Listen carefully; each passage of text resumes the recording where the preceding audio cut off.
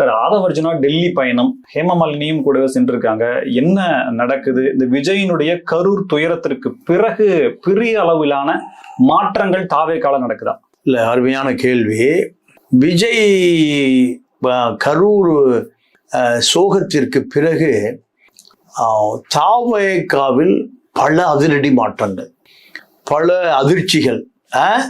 அந்த கட்சிக்குள்ள மிகப்பெரிய தொடர்பு வளையத்துக்குள் பல அரசியல் கட்சிகள் ஊடுருவல், இப்படி பல விஷயங்கள் கடந்த ஒரு வார காலமாக விஜய் நிலைகுலைந்து போய் இருக்கிறார்.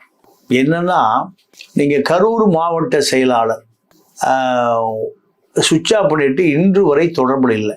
அதன் பிறகு காவல்துறை 3-4 நாட்களாக அவருடைய உற்றார் உறவினர் வீடுகளிலே தேடி அவரை கைது செய்திருக்கு.